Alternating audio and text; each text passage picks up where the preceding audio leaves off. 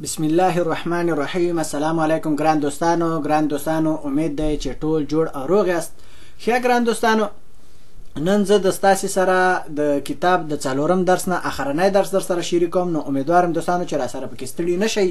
نو په دې ځای کې وایي چې das muss ich machen، یعنی څه das یعنی دا muss یعنی باید ich یعنی زه machen یعنی وکم، یعنی دا باید زه وکم. چی شو وکم؟ sprechen یعنی خبرې. څه خبرې وکم دوستانو؟ دغه خبرې چې دغه ځای پورې موږ تاسو د درس را ورساو، باید په دې باندې موږ تاسو خبرې وکړای شو. ښه امیدوارم دوستانو چې پوه شوي یئ. ښه په دې ځای کې وایي چې wo sind diese Aufgaben. wo یعنی چیرې sind یعنی دا دغه ټول diese یعنی دغه Aufgaben یعنی تمرینونه، چیرې دي ټول دغه تمرینونه. په دې ځای کې مخکې وایي چې suchen Sie in Lektion 4.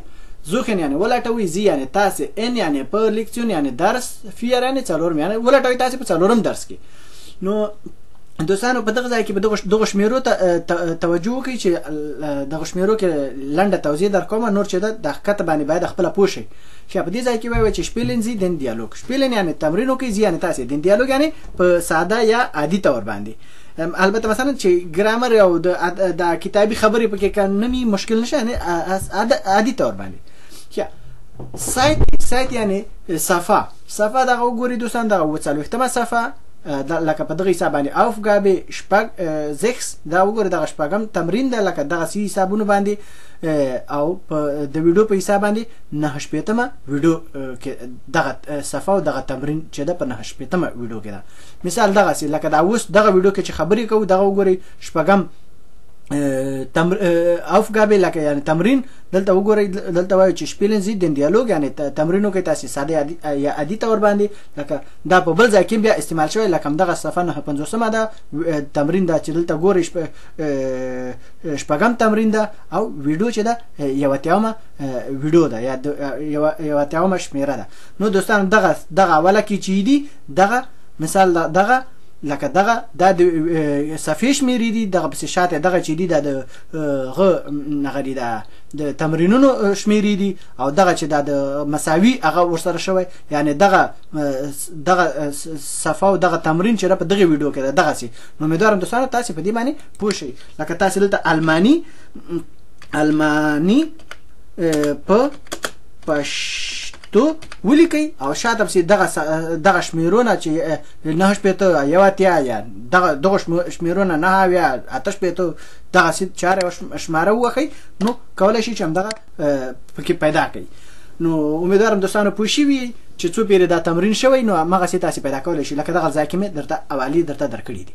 ښه په دې ځای کې وایي چې زامن زی ام کورس یعنی څه زامن یعنی سره یو ځای کې، زی یعنی تاسې ام کورس یعنی په کورس کې، سایت یعنی صفحې شمیره 50مه پسې 8م تمرین او دا په 9مه ویډیو کې ده. نو همدغسې پسې مخکې. ښه په دې ځای کې وایي چې sprechen Sie im Kurs. sprechen یعنی خبرې وکړئ، زی یعنی تاسې ام کورس یعنی په کورس کې.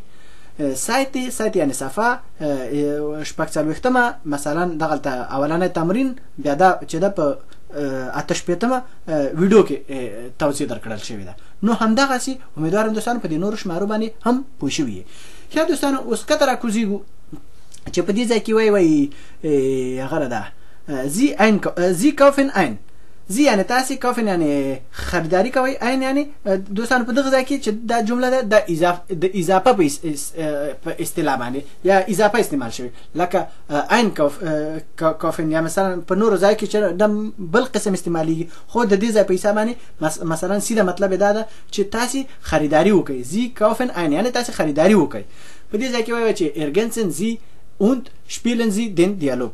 یعنی څه ergänzen یعنی کامل کې یا تکمیل کې یا دغه ځایونه چې خالی ډکې کوي. دوستان لکه څنګه چې ګوري دوستان دغه خطونه چې کش شوي دي دا اوږده او دا ځایونه خالی وو، مثال د خبرې دا د تمرین دپاره پرېښي، نو تاسې په دې کې تمرین وکړئ که نه. نو دغه ته وایي ergänzen چې یعنی ډکې کوي تاسې. und هغه زی یعنی تاسې und یعنی او شپیلن یعنی مثال تاسې چې کله تمرین کوئ یعنی لوبې په حساب باندې، شپیلن خو لوبې ته وایي، خو مثال دا به دوی ته لوبه ښکاري، خو چې یعنی لوبه پکې وکړئ ډکې کوي. زی یعنی تاسې د دیالوګ یعنی دیالوګ عادي یا ساده تور باندې. نو تاسې په دې کې داسې تمرین وکړئ. نو امیدوارم دوستانو پوه شوي. په دې ځای کې مخکې وایي چې ګوتن تاګ زی ونشن ورځ په خیر یا ښه ورځ څه غواړئ یا څه پکار دي په دې ځای کې ښکته ورته وایي چې Guten Tag, ich möchte 3 Kilo Tomaten und 1 Kilo Äpfel. یعنې څه Guten Tag ورځ په خیر یا ښه ورځ. Ich möchte 3 Kilo زه غواړم 3 Kilo Tomaten ټماټر یا ترشک یا بانجان رومي und 1 Kilo Äpfel او 1 Kilo مڼې.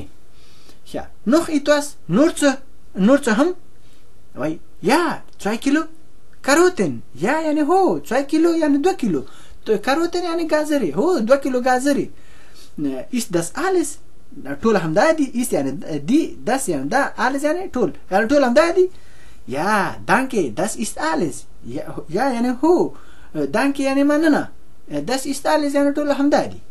په دې ځای کې وایي چې das macht 7 € 20 یعنې څه das یعنې دا macht یعنې جوړیږي یا د دې قیمت کیږي 20 € هغه بخنه سره 7 € 20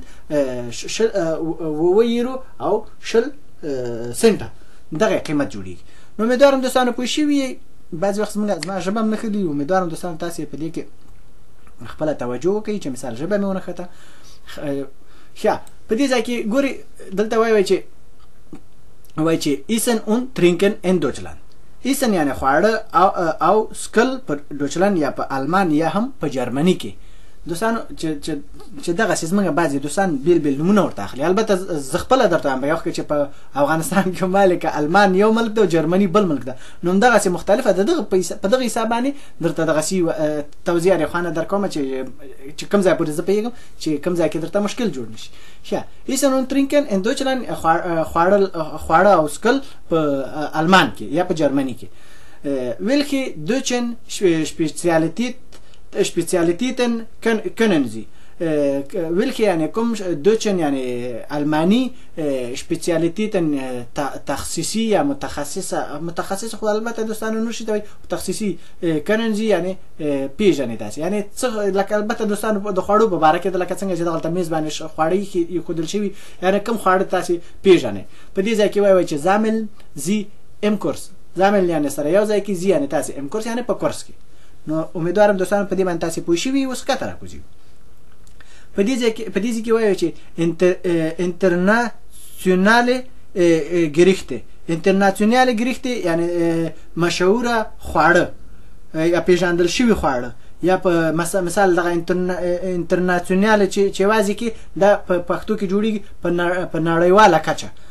خو چې ګریخت ورسره یو ځای شي مشهوره خواړه تی جوړیږي. امیدوارم دوستانو پوه شوي. په دې ځای کې وایي چې was essen Sie gern. was یعنې څه essen یعنې خورئ Sie یعنې تاسې gern یعنې خوښوئ یعنې څه خواړه تاسې خوښوئ. په دې ځای کې وایي چې was essen Sie nicht gern. was یعنې څه لکه څنګه مخکې مې چرته ویل یو شی معنا کې بل شی ته جوړیږي یعنې څه خواړه تاسې نه خوښوئ. ښه په دې ځای کې وایي چې sprechen Sie im Kurs. خبرې وکړئ تاسې په کورس کې. اوس دوستانو په دې ځای کې لکه وایي ich esse gern. اوس دوستانو تاسې کولی شئ لکه دلته د مثال په طور باندې یو څو نومونه درته لیکلي دي خو تاسې کولی شئ مثال د خبرې د دغو نومونو نه کوم زه دا شپږیتې به زه راواخلم. ich esse gern شپږیتې. ښه څه شو شپږیتې. نو دلته به تاسې وکړئ ټکی چې د دې یو شي په هغه کې کوئ که نه چې زما دا خواړه خوښېږي. خو خیر بهرحال که مثال د خبرې که تاسې چېرې چاته توضیح ورکوئ مثال د خبرې دلته مې یو څو نومونه درته راټول کړي چې تاسې پرې پوه شئ. ich esse gern Wiener Schnitzel Backhändel Spaghetti Marillen Knödel und Rindsuppe. یعنې څه دوستانو د دې بیل نومونه چې درته ووایم خو تاسې به په پښتو کې را سره هغه وکړئ دا څه رانومیږي لکه وایي به چې دا دې څه ویل دا څه ویل د دې شی عکسونه شته دي عکسونه یې درښیم خپله به یې وپېژنئ. او ښه د دې نه دا خواته چې دلته په دې ځای کې وایي چې ich esse nicht gern یعنې زه چې خواړه نه خوښوم. تاسې کولی شئ په دې ځای کې یو شي نوم ولیکئ او شاته پسې ټکی وکړئ. مثال د خبرې دلته رایس اوس وخو یو مثال داسې هغه نه ښه رایس نو وریژې او شاته ټکی او که نه چې د ډېرو په باره کې سړي ته توضیح ورکوئ نو دلته کولی شئ چې ich esse nicht gern fish لیبر رایس او پسې نه خواته نور چې نه خوښوي او که نه په لنډه توګه ورته وایي ich esse nicht gern alles was scharf ist.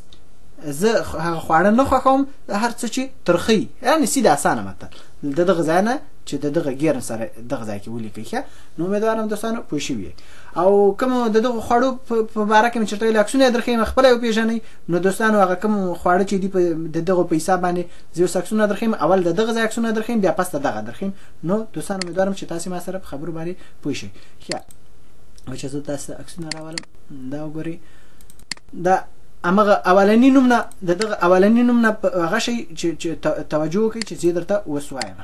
ښه دغه وینر چې ده دغه شي ته وایي، کېدای شي چې بل څه نوم هم ورته اخلي خو وینر ورته وایي.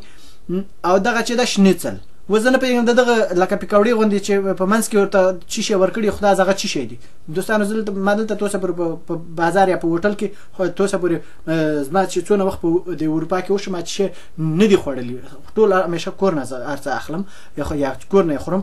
نو دوستانو زه نه پوهېږم خو خیر به هر حال دغه نوم وینر او دغه شنیڅل چې سره یو ځای کې دا کېږي د خوسي غوښه. نو دوستان لکه څنګه چې پوهېږئ دغه د چرګ د غوښې مې د خوسي د غوښې هم کېدی شي، د واړه ماله مې نو همداسې مختلفه کېدی شي. نو دې ته بیا وینر شنیڅل وایي. ښه د دې نه مخکې پسې دغسې بک هندل یعنې سورکړی چرګ یا لکه په تناره کې چې بعضې خلک څوک تندوري به هم لکه چې ورته وایي، خو بک هندل دغسې چرګ ته وایي چې دغسې پوخ پخېږي.